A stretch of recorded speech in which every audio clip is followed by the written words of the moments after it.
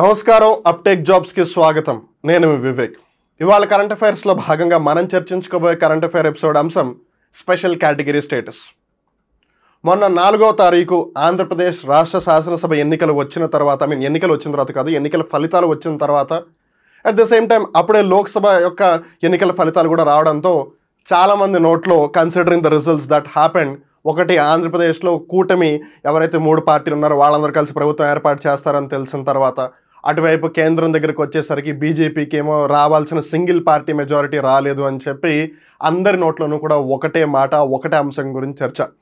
ఇదే మంచి అవకాశం, ఇదే మంచి తరుణం ఆంధ్రప్రదేశ్ రాష్ట్రానికి ఖచ్చితంగా స్పెషల్ కేటగిరీ స్టేటస్ దక్కించుకొని తీరాలి అని. వాళ్ళు ఇక్కడ మనం జాగ్రత్తగా గమనిస్తే చాలామందికి ఇప్పటికీ కూడా తెలియట్లేదు there is a difference. There is a thing called special status and there is a thing called special category status. Special status వేరు, special category status వేరు. There is a difference. I hope you are getting it. మనం అసలు ఈ special status అంటే ఏంటి, special category status అంటే ఏంటి, ఈ రెండింటికి ఉన్న మేజర్ వ్యత్యాసం ఏంటి, అలానే ఒక రాష్ట్రానికి స్పెషల్ కేటగిరీ స్టేటస్ యొక్క హోదా ఇవ్వాలి అని అంటే దానికి ఉండవలసిన అర్హతలు ఏంటి, అట్ ద సేమ్ టైం దానివల్ల ఉండే లాభాలు ఏంటి, ఇవన్నీ గురించి కూడా తెలుసుకోవడానికి ప్రయత్నం చేద్దాం.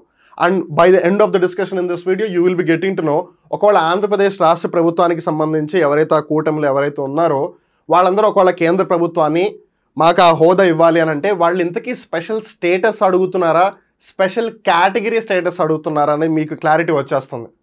అది క్లారిటీ తెచ్చుకున్న తర్వాత నెక్స్ట్ టైం నుంచి మీరు ఆ వర్డ్ యూస్ చేయండి. బికాస్ చాలామంది ఇప్పటికీ కన్ఫ్యూజన్లో ఇష్టం వచ్చినట్టు వాళ్ళ నోటికి వచ్చింది వాగేస్తున్నారు. Because there is a difference. End of the day మీకు క్లారిటీ ఉండాలి మీరు దేని గురించి మాట్లాడుతున్నారు అని. సో అందుకని ఆ స్పెషల్ కేటగిరీ స్టేటస్ అనే అంశానికి సంబంధించి మనం ఈ వీడియోలో పూర్తిగా తెలుసుకోవడానికి ప్రయత్నం చేద్దాం. అంశం ఏదైనా సరే పూర్తిగా తెలుసుకోవాలి, దాన్ని అన్ని విధాల అన్ని కోణాల్లో పరిశీలించి విశ్లేషించి అన్ని విధాలుగా కూడా దాన్ని అర్థం చేసుకునే ప్రయత్నం చేయాలి. తద్వారా పోటీ పరీక్షలో ప్రశ్నలు ఏ విధంగా వచ్చినా సరే మీరు అటెంప్ట్ చేయడానికి ఈజీగా ఉంటుందన్న ఉద్దేశంతోనే అప్టేక్ జాబ్స్ ఎప్పుడూ కూడా ప్రతి అంశాన్ని చాలా డీటెయిల్గా ఎక్స్ప్లెయిన్ చేయడానికి ప్రయత్నం చేస్తూ ఉంటుంది. ఇది మీరు ఏదైతే ఏపీపీఎస్సీ గ్రూప్ 2 మెయిన్స్ ఉందో at the very same time టీజీపీఎస్సీకి సంబంధించి ఏదైతే గ్రూప్ 2 ప్రిలిమ్స్ ఉందో ఆ లాజిక్ని ఇక్కడ కూడా అప్లై చేయొచ్చు.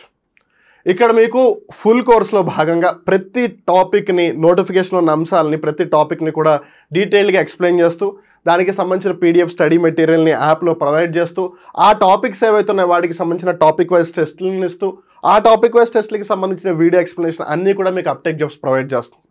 అండ్ నాట్ ఓన్లీ దిస్, నోటిఫికేషన్లో ఏవైతే అంశాలు మెన్షన్ చేశారో వాటి ఆధారంగా మీకు ఏపీపీఎస్సీ గ్రూప్ 2 మెయిన్స్లోను టీజీపీఎస్సీ గ్రూప్ 2 ప్రిలిమ్స్లోను కూడా సెక్షన్ వైజ్ టెస్ట్ సిరీస్లు అందించడం జరుగుతుంది. ఈ సెక్షన్ వైజ్ టెస్ట్ సిరీస్లో కూడా మీకు వీడియో ఎక్స్ప్లెనేషన్ అనేది లభిస్తుంది. సో ఈ విధంగా మీకు ఒక హోలిస్టిక్ ప్రిపరేషన్, ఒక కంప్లీట్ ప్రిపరేషన్ అనే అంశానికి సంబంధించి మీకు one and only option uptake jobs. ఈ అందువచ్చిన అవకాశాన్ని మీరు ఎట్టి పరిస్థితుల్లో కూడా మిస్ చేసుకోవద్దు. Because it really helps in your preparation. ఒకవేళ వీటికి సంబంధించి మీకు ఏమైనా సందేహాలు ఉంటే కనుక 9133449696 ఈ నెంబర్కి కాల్ చేసి మీ డౌట్స్ అన్నింటిని క్లారిఫై చేసుకోండి. ఏపీపీఎస్సీ గ్రూప్ 2 మెయిన్స్కి సంబంధించింది అయితే మీరు దానికి సంబంధించిన డౌట్స్ క్లారిఫై చేసుకోవచ్చు. టీజీపీఎస్సీ గ్రూప్ 2 ప్రిలిమ్స్ అయితే దానికి సంబంధించిన డౌట్స్ని క్లారిఫై చేసుకోవచ్చు. On that note let's get to the details of today's current affair special category status. So మనం చర్చించుకుంటున్న టాపిక్ ఏంటిది, స్పెషల్ కేటగిరీ స్టేటస్. నేను మళ్ళీ ముందుగానే ఒక బ్రీఫ్గా డిఫరెన్స్ చెప్పేస్తున్నాను. Special status, special category status ఒకటి కాదు. I repeat, special status, special category status ఒకటి కాదు. ఆంధ్రప్రదేశ్ రాష్ట్రం ఏర్పాటైన తర్వాత మనకంటూ కూడా ఒక ప్రత్యేక హోదా వస్తే బాగుంటుంది అని అంటున్నారు చూసారా, ఆ ప్రత్యేక హోదా వాళ్ళు యాక్చువల్గా దీన్ని కన్సిడర్ చేస్తున్నారు, స్పెషల్ కేటగిరీ స్టేటస్. వాళ్ళు నిజంగా ఏదైతే స్పెషల్ స్టేటస్ కింద కన్సిడర్ చేస్తున్నారో దాన్ని కాదు. Will go in to the details and will get to know much more about it. Special category status ఏంటిది? It is a classification granted to some states by the centre. అన్ని రాష్ట్రాలకి ఇవ్వదు, ప్రతి రాష్ట్రానికి కూడా ప్రత్యేక హోదా దక్కాలి, ప్రతి రాష్ట్రానికి కూడా స్పెషల్ కేటగిరీ స్టేటస్ దక్కాలి అంటే దక్కదు. Because it is only given to some states. ఇంతకీ అది ఎవరు ఇస్తారు ఆ విధంగా? సెంట్రల్ గవర్నమెంట్, కేంద్ర ప్రభుత్వం ఇస్తుంది. ఎందుకు ఇస్తుంది ఆ విధంగా? To assist development based on geographical and socio economic disadvantages. ఇప్పుడు అన్ని రాష్ట్రాలకి కూడా భౌగోళిక పరంగా అలానే సామాజిక ఆర్థిక అంశాల పరంగా అంతగా ఫెసిలిటేటివ్ ఫ్యాక్టర్స్ ఉండవు. ఇప్పుడు ఉదాహరణకి ఫర్ ఎగ్జాంపుల్ మనం తీసుకుంటే కనుక మహారాష్ట్ర రాష్ట్రం ఉంది. మహారాష్ట్ర రాష్ట్రం చాలా పెద్దది. సో అప్పుడు ఆబ్వియస్గా జాగ్రఫీగా చాలా డైవర్సిటీ ఉంటుంది. At the very same time మహారాష్ట్రానికి సముద్ర తీరం కూడా ఉంది. So it has a coastal area. At the very same time population diversity కొంచెం అటు ఇటుగా కల్చరల్గా డిఫరెన్స్ ఉంటుంది, జాగ్రఫికల్గా ఉంటుంది. So because of which socio ఎకనామిక్గా వాళ్ళు డెవలప్ అయ్యే ఛాన్స్ కూడా చాలా ఎక్కువగా ఉంటుంది, considering it's a major area కాబట్టి. At the very same time ఇక్కడ మనం జాగ్రత్తగా గమనిస్తే ఉల్టా, for an example Himachal Pradesh, Uttarakhand రాష్ట్రాన్ని తీసుకుందాం. అది ఒక కొండ ప్రాంతంలో ఉన్న రాష్ట్రం. It's in a hilly area. So అప్పుడు ఆబ్వియస్గా అక్కడ సోషియో ఎకనామిక్ పరంగా డెవలప్మెంట్ అనేది తక్కువగానే ఉన్నాయి, జాగ్రఫికల్గా అక్కడ డెవలప్మెంట్ జరగడం చాలా కష్టం. బికాజ్ మహారాష్ట్ర ఒక విధంగా చెప్పాలంటే ప్లాట్యూయిక్ ప్లెయిన్ రీజియన్లో ఉంది, వేరే హిమాచల్ ప్రదేశ్, ఉత్తరాఖండ్ అలాంటి ప్రదేశాలు లేవు కదా. సో కొండలు, ఈ కొండ ప్రాంతాలు ఉన్న ప్రాంతాల్లో డెవలప్మెంట్ ఎలా చేస్తారు ఈజీగా? అంత ఈజీగా కుదరదు. సో అందుకని వాటి యొక్క భౌగోళిక స్వరూపాలని అలానే సామాజిక ఆర్థిక పరిస్థితుల్ని ఏవైతే ఇన్ఫ్యాక్ట్ ప్రతికూలంగా ఉన్నాయో వాటిని ఆధారంగా చేసుకుని అక్కడ అభివృద్ధికి ఆస్కారం కల్పించేలాగా, ఒకవేళ కల్పించని పరిస్థితి ఉంటే వాటిని ఆదుకునేలాగా కేంద్ర ప్రభుత్వం రాష్ట్ర ప్రభుత్వాలకి ఇచ్చే ఒక హోదానే ఈ స్పెషల్ కేటగిరీ స్టేటస్. మరి స్పెషల్ స్టేటస్ అంటే ఏంటి అని మీరు నన్ను అడుగుతారు ఖచ్చితంగా. వెల్, మీరు కూడా తెలుసుకోవాలి. I will tell you, wait. The scheme was introduced in 1969 on the recommendation of the 5th Finance Commission. 5వ ఆర్థిక సంఘం ఈ అంశాన్ని 1969లో సూచించింది, రికమెండ్ చేసింది. దేన్ని? ఈ స్పెషల్ కేటగిరీ స్టేటస్ అనే అంశాన్ని. ఏ finance commission? 5th Finance Commission. Very very important. ఎందుకు? ఇప్పుడు అందరూ దాని గురించి చర్చించుకున్నారు కాబట్టి ఇది కంటెన్షన్లో ఉంటుంది కదా, ఖచ్చితంగా దాని గురించి అడిగే అవకాశం ఉంటుంది. Status was first accorded to Jammu and Kashmir, Assam and Nagaland in 1969. సో 1969లో మొట్టమొదటిసారిగా ఈ స్పెషల్ కేటగిరీ స్టేటస్ అనేది తీసుకొచ్చారు. గుర్తుపెట్టుకోండి, స్పెషల్ స్టేటస్ ముందు నుంచి ఉంది, స్పెషల్ కేటగిరీ స్టేటస్ తర్వాత వచ్చింది. స్పెషల్ కేటగిరీ స్టేటస్ 1969లో వచ్చింది on the recommendation of the 5th Finance commission, 5వ ఆర్థిక సంఘం యొక్క సూచన మేరకు వచ్చింది. మొట్టమొదటిసారిగా వాళ్ళు ఏ రాష్ట్రాలకు కల్పించారు? జమ్మూ అండ్ కాశ్మీర్, అస్సాం అండ్ నాగాలాండ్ కల్పించారు. So special category status for plan assistance was granted in the past by the National Development Council of the erstwhile Planning Commission. ఒకప్పుడు ప్రణాళికా సంఘం ఉండేది, ఇప్పుడు దాని ప్లేస్లో నీతి ఆయోగ్ ఉంది కదా. సో ఆ ప్రణాళికా సంఘానికి సంబంధించిన ఏదైతే జాతీయ అభివృద్ధి మండలి ఉందో వాళ్ళు ఈ అంశానికి సంబంధించిన ప్లాన్ అసిస్టెన్స్ ఇచ్చేవాళ్ళు. అంటే ప్రణాళిక ఏ విధంగా ఉండాలనే అంశానికి సంబంధించి సలహాలు సూచనలు ఇచ్చేవాళ్ళు, సాయం చేసేవాళ్ళు ఈ స్పెషల్ కేటగిరీ స్టేటస్ పరంగా. యాజ్ ఆఫ్ నో స్పీకింగ్, మనం ఇప్పటికిప్పుడు ఒకవేళ మాట్లాడుకుంటే ఎన్ని రాష్ట్రాలకి ఈ స్పెషల్ కేటగిరీ స్టేటస్ ఉంది అని మనం జాగ్రత్తగా గమనిస్తే దేర్ ఆర్ 11 స్టేట్స్. ఇందాక అనుకున్నాం కదా, it is granted to some states. అన్ని రాష్ట్రాలకి కూడా ఈ స్పెషల్ కేటగిరీ స్టేటస్ ఇవ్వరు. నేను మళ్ళీ చెప్తున్నాను మీకు, స్పెషల్ స్టేటస్ వేరు, స్పెషల్ కేటగిరీ స్టేటస్ వేరు. మనం దీని గురించి మాట్లాడుతున్నాం. ఈవెన్ ఇప్పుడు ఆంధ్రప్రదేశ్లో కూటమి ప్రభుత్వం ఏర్పాటు చేసిన తర్వాత, అంటే Telugu Desam party, Janasena party, BJP party వీళ్ళు ముగ్గురు కలిపి ప్రీపోల్ అలయన్స్లో భాగంగా వాళ్ళు ఎలక్షన్స్లో కంటెస్ట్ చేశారు and the got a huge majority as well.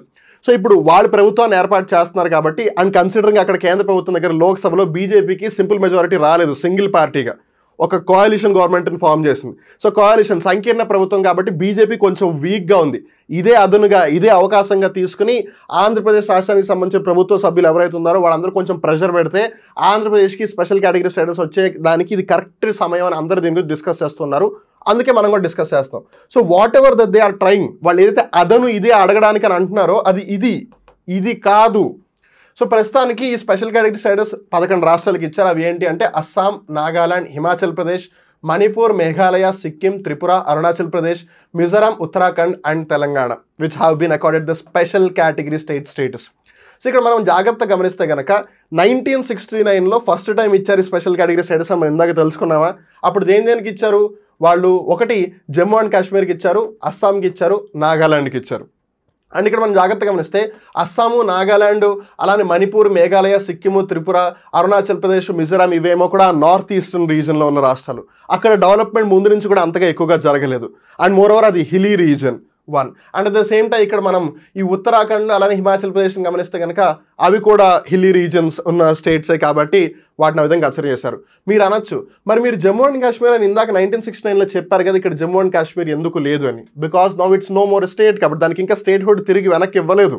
Jammu and Kashmir ఇప్పుడు 2 యూనియన్ టెరిటరీస్ అయిపోయింది కదా, లద్దాఖ్ అలానే కాశ్మీర్, జమ్మూ అండ్ కాశ్మీర్గా. సో ఇప్పుడు జమ్మూ అండ్ కాశ్మీర్కి వాళ్ళు ఇంకా తిరిగి స్టేట్ హుడ్ ఇవ్వలేదు, రాష్ట్ర హోదా ఇంకా వాళ్ళు తిరిగి ఇవ్వలేదు కాబట్టి. And if in case they give it back, obviously supreme court కూడా చెప్పింది ఈ సంవత్సరం ఎండింగ్ కల్లా ఇచ్చేయాలి, సెప్టెంబర్ కల్లా అని. సో అందుకని ఇక్కడ 11లో అది లేదనమాట, అందుకని కన్ఫ్యూజ్ అవ్వద్దు.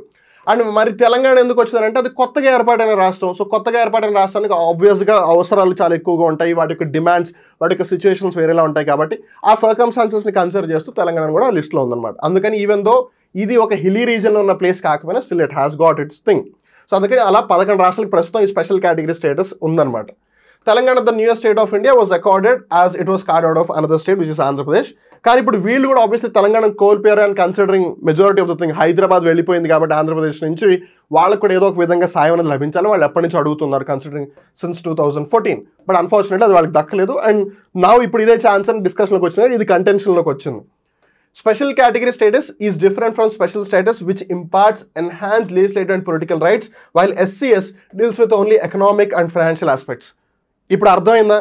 స్పెషల్ స్టేటస్ వేరు, స్పెషల్ కేటగిరీ స్టేటస్ వేరు అని ఎందుకు అంటున్నాము అని అంటే జాగ్రత్తగా గుర్తుపెట్టుకోండి.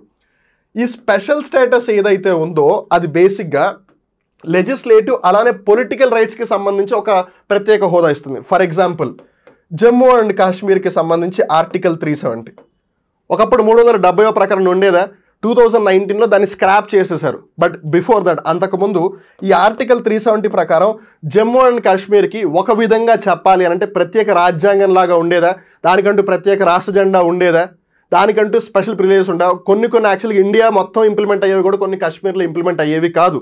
వై? బికాస్ ఆర్టికల్ 370 ప్రకారం దానికి ఈ స్పెషల్ స్టేటస్ ఇచ్చారు. అదే ఇక్కడ legislative and political rights special స్టేటస్లోకి వస్తుంది.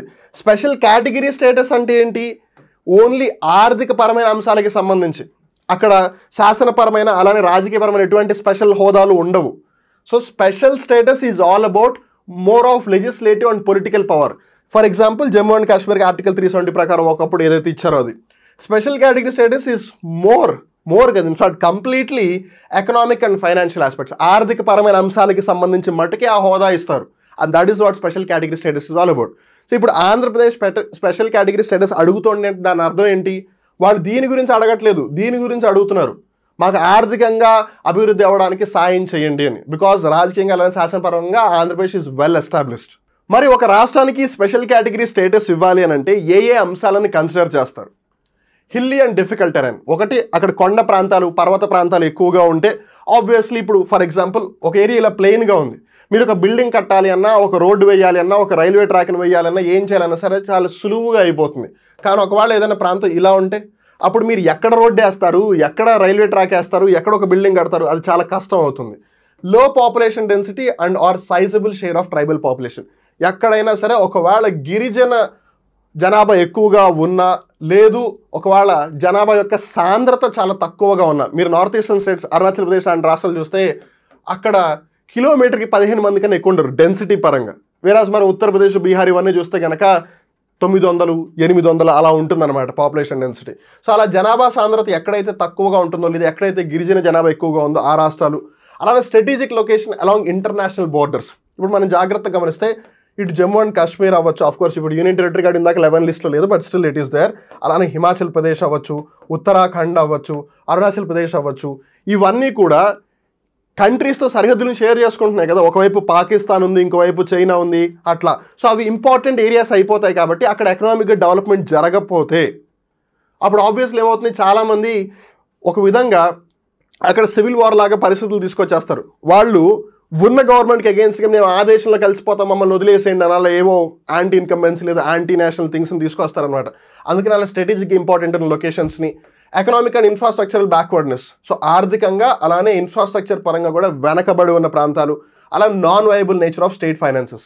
ఇప్పుడు ఉదాహరణకి కొన్ని రాష్ట్రాలు ఉన్నాయి, అక్కడ ఆ రాష్ట్రాలు ఏవైతే ఉన్నాయో somehow they are able to survive, కానీ వాటికంటూ ఒక ఫైనాన్షియల్గా సోర్స్ ఏమి లేదు. ఇప్పుడు ఫర్ ఎగ్జాంపుల్ మనం మాట్లాడుకుంటే మహారాష్ట్ర ఇందాక ఎగ్జాంపుల్గా తీసుకున్నాం. మహారాష్ట్రకి కోస్టల్ ఏరియా ఉంది, సముద్ర తీర ప్రాంతం ఉంది. సో ఒకవేళ పంటలు పండకపోయినా, ఇఫ్ ఇన్ కేస్ ఒకవేళ వ్యవసాయం చేసే వాళ్ళ యొక్క పంటలు అస్సలు పండకపోయినా, వర్షాలు లేకపోయినా, స్టిల్ వాళ్ళ సముద్ర తీరం ఉంది కాబట్టి ఏదో ఒకటి వాళ్ళ ఫిషింగ్ ఏదో ఒకటి చేయొచ్చు అక్కడ. లేదు మిగిలిన రాష్ట్రాల్లో పండే వాటిని అక్కడి నుండి ఇంపోర్ట్ ఎక్స్పోర్ట్ చేయొచ్చు, రైట్? ఆ పాసిబిలిటీ ఉంది. కానీ కొన్ని రాష్ట్రాల్లో వాటికి వచ్చే ఆదాయం పెద్దగా రాదు. మరి ఆదాయం పెద్దగా రానప్పుడు వాళ్ళు తిరిగి ఏం ఖర్చు పెడతారు డెవలప్మెంట్కి? That's the point. సో ఈ ఫ్యాక్టర్స్ని కన్సిడర్ చేసుకుని ఆ స్పెషల్ కేటగిరీ స్టేటస్ ఇస్తారు. వేరాజ్ స్పెషల్ స్టేటస్ జమ్మూ అండ్ కాశ్మీర్కి ఇవ్వడానికి ఇవి అవసరం లేదు, ఇవ్వాలనుకుంటే ఇచ్చేచ్చు, బికాస్ అది లెజిస్లేటివ్ అండ్ పొలిటికల్ ఆస్పెక్ట్. వేరాజ్ ఇది it's more of financial and economic aspect కాబట్టి ఈ ఆస్పెక్ట్స్ని కన్సిడర్ చేస్తారు. మన ఇక్కడ జాగ్రత్త గమనిస్తే 14th finance commission has done away with the special category status for states except for the north eastern and 3 hill states. So మనం ఇందాక 11 రాష్ట్రాలు ఉన్నాయని చెప్పాం కదా, యాక్చువల్లీ దానికి గల కారణం ఏంటంటే 14th ఫైనాన్స్ కమిషన్ ఇంకా చాలా స్పెషల్ కేటగిరీ స్టేటస్ ఇచ్చింది. ఏవైతే నార్త్ ఈస్టర్న్ స్టేట్స్ ఉన్నాయో అలానే హిమాచల్ ప్రదేశ్, ఉత్తరాఖండ్, ఈ జమ్మూ కాశ్మీర్ ఏవైతే రాష్ట్రాలు ఉన్నాయో వాటికి తప్పిస్తే మిగిలిన ఏ రాష్ట్రాలకు కూడా స్పెషల్ కేటగిరీ స్టేటస్ హోదా ఇవ్వాల్సిన అవసరం లేదు అన్నట్టుగా దాన్ని ఇంకా వదిలేసింది అనమాట. స్టేట్స్ విత్ స్పెషల్ స్టేటస్, మళ్ళీ ఇప్పుడు ఇక్కడ చూడండి స్పెషల్ స్టేటస్ అని ఉంది, స్పెషల్ కేటగిరీ స్టేటస్ కాదు. This is just to make sure you don't get confuse. అందుకే దీన్ని మనం లాస్ట్లో తీసుకొచ్చాం. ఇందాక మనం 11 రాష్ట్రాలు చూసామా, అవన్నీ కూడా స్పెషల్ కేటగిరీ స్టేటస్ ఉన్నవి. నవ్వు ఇవన్నీ స్పెషల్ స్టేటస్ ఉన్నవి. Arunachal Pradesh, Assam, Himachal Pradesh, Jammu and Kashmir, Manipur, Meghalaya, Mizoram, Nagaland, Sikkim, Tripura and Uttarakhand. ఇప్పుడు ఇక్కడ తెలంగాణ లేదు చూసారా, జమ్మూ అండ్ కాశ్మీర్ ఉంది. మరి ఇందాక అక్కడ ఎందుకు జమ్మూ అండ్ కాశ్మీర్ లేదు? బికాస్ ఆఫ్ కోర్స్ ఇప్పుడు కూడా జమ్మూ అండ్ కాశ్మీర్ స్టేట్ ఏమీ కాదు, but we are talking about special status. ఇందాక తెలంగాణ ఎందుకు వచ్చింది అక్కడ లిస్ట్లోకి? అది స్పెషల్ కేటగిరీ స్టేటస్ ఆస్పెక్ట్లో కాబట్టి. ఇక్కడ తెలంగాణ ఎందుకు లేదు? బికాస్ ఇది స్పెషల్ స్టేటస్ ఆస్పెక్ట్లో. అంటే ఇక్కడ లెజిస్లేటివ్ అండ్ పొలిటికల్ అంశాలకి సంబంధించి బెనిఫిట్స్ ఏవైతే స్పెషల్గా వస్తున్నాయో వాటి గురించి ఇక్కడ ప్రస్తావన ఉంది. ఇట్స్ నాట్ ఈ లిస్ట్ ఏదైతుంది, ఈ స్టేట్స్ ఏవైతే ఉన్నాయో it's not about the economic backwardness. Special category status అంటే అక్కడ మళ్ళీ ఆ ఆస్పెక్ట్ వచ్చేస్తుంది. సో కన్ఫ్యూజ్ అవ్వద్దు మీరు. స్పెషల్ స్టేటస్ అని అంటే కనుక పొలిటికల్గా లెజిస్లేటివ్గా వచ్చే బెనిఫిట్, స్పెషల్ కేటగిరీ స్టేటస్ అంటే ఎకనామిక్గా ఫైనాన్స్గా వచ్చే బెనిఫిట్. అలానే ఒక రాష్ట్రానికి స్పెషల్ కేటగిరీ స్టేటస్ రావడం వల్ల వచ్చే మేజర్ బెనిఫిట్స్ ఏంటంటే the centre pays 90% of the funds required in a centrally sponsored scheme to special category status states as against 60 or 75% in case of other states while the remaining funds are provided by the state governments. ఇక్కడ మనం జాగ్రత్తగా గమనిస్తే మనం చాలా పథకాలు వింటూ ఉంటాం కదా అభివృద్ధికి సంబంధించి. సెంట్రల్ గవర్నమెంట్, స్టేట్ గవర్నమెంట్ రెండు ఉన్నాయి. దేశం మొత్తానికి సంబంధించి కేంద్ర ప్రభుత్వం ఉంది, రాష్ట్రాలకి రాష్ట్ర ప్రభుత్వాలు ఉన్నాయి. ఇప్పుడు ప్రతి పథకం కూడా రాష్ట్ర ప్రభుత్వమే తీసుకురావాలని లేదు. ఫర్ ఎగ్జాంపుల్ ఇప్పుడు మహారాష్ట్రకి సంబంధించిన పథకం తెలంగాణ రాష్ట్రం తీసుకొస్తుందా? తీసుకురాదు కదా. కానీ ఒకవేళ ఇద్దరికి సంబంధించి బెనిఫిట్ జరిగేదన్న పథకం ఉందంటే అది సెంట్రల్ గవర్నమెంట్ తీసుకొస్తుంది. సో సెంట్రల్ గవర్నమెంట్ పథకాలు తీసుకొచ్చినప్పుడు 2 రకాల పథకాలు ఉంటాయి. ఒకటి సెంట్రల్ సెక్టర్ స్కీమ్, ఇంకోటి central sponsored scheme. Central sector scheme అంటే కేంద్ర ప్రభుత్వమే ఆ పథకాన్ని నడిపిస్తోంది. వేరాజ్ సెంట్రల్ స్పాన్సర్డ్ స్కీమ్ అంటే కేంద్ర ప్రభుత్వం ఆ పథకాన్ని నడిపించడానికి కొంచెం వరకే నిధులు ఇస్తుంది, మిగిలిన నిధులు రాష్ట్ర ప్రభుత్వాలు ఇవ్వాల్సి ఉంటుంది. సో అట్లా ఏవైతే సెంట్రల్లీ స్పాన్సర్డ్ స్కీమ్స్ ఉంటాయో, ఎక్కడైతే మొత్తం నిధులు కేంద్ర ప్రభుత్వం ఇవ్వదో, మొత్తం ఫండ్స్ సెంట్రల్ గవర్నమెంట్ ఇవ్వదో, అది నార్మల్గా పెద్ద రాష్ట్రాల దగ్గరకు వచ్చేసరికి ఇట్స్ 90:10.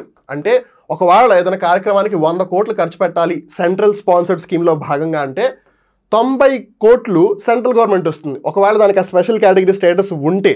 లేదు అని అనుకోండి 60 to 75% అంటే 60 నుంచి 75 కోట్ల మటుకే ఇస్తుంది. సో మిగిలిన రాష్ట్ర ప్రభుత్వాలు పెట్టుకోవాల్సి ఉంటుంది. కానీ స్పెషల్ కేటగిరీ స్టేటస్ వచ్చేస్తే 90% సెంట్రల్ గవర్నమెంట్ పే చేస్తుంది. సో అప్పుడు ఏంటి, స్టేట్ గవర్నమెంట్ ఏదో పెద్దగా బర్డెన్ పడదు. అండ్ ఎలాగో అది స్కీమే కాబట్టి దానివల్ల అక్కడ ఉన్న ప్రజలకు లబ్ధి చేకూరుతుంది అండ్ సోషల్ ఎకనామికల్గా వాళ్ళకి డెవలప్మెంట్ అయిపోతుంది. And that's what special category status is all about. Unspent money in a financial year does not lapse and is carried forward. ఒకవేళ ఏదైనా అంశానికి సంబంధించి డబ్బులు ఖర్చు పెట్టలేదు అనుకుందాం, మామూలుగా ఏమవుతుంది, అది ల్యాప్స్ అయిపోతుంది, వెనక్కి వెళ్ళిపోతుంది. అలా కాకుండా ఇక్కడ అది క్యారీ ఫార్వర్డ్ అవుతుంది అనమాట. సో ఆ స్పెషల్ కేటగిరీ స్టేటస్ ఎన్నో ఫైనాన్షియల్ అండ్ ఎకనామిక్ ఆస్పెక్టే కదా. సో మరి అప్పుడు ఖర్చు పెట్టకపోయినా ఫర్ వేరియస్ రీజన్స్ దాన్ని క్యారీ ఫార్వర్డ్ చేస్తేనే ఒకవేళ అవసరం ఉంటే వాళ్ళు భవిష్యత్తులో ఖర్చు పెట్టుకోగలుగుతారు. లేదంటే వెనక్కి తీసేసుకుంటే లాభమే ఉంది. Significant concessions are provided to these states in excise and custom duties, income tax and corporate tax as well. So ఇప్పుడు ఫర్ ఎగ్జాంపుల్ ఒకవేళ ఆంధ్రాకి స్పెషల్ కేటగిరీ స్టేటస్ ఇచ్చారే అని అనుకుందాం. సో అప్పుడు ఆంధ్రప్రదేశ్ రాష్ట్రానికి సంబంధించి ఈ ట్యాక్సెస్లో మనం మార్పులు చూసే అవకాశం ఉంటుంది. అలానే 30% of the centre's gross budget goes to the special category states. So ఏ రాష్ట్రాలకైతే ఈ స్పెషల్ కేటగిరీ స్టేటస్ హోదా ఉందో కేంద్ర ప్రభుత్వం యొక్క గ్రాస్ బడ్జెట్ అంటే కంప్లీట్గా అన్నింటినీ కన్సిడర్ చేసే అయితే బడ్జెట్ ఉందో దాంట్లో 30% వెళ్ళిపోతుంది. బికాస్ 90% సెంటర్ నుంచే కదా రావాల్సింది అప్పుడు, అందుకని అనమాట. So that is the thing. మీకు క్లియర్గా డిఫరెన్స్ తెలిసిపోయింది కదా.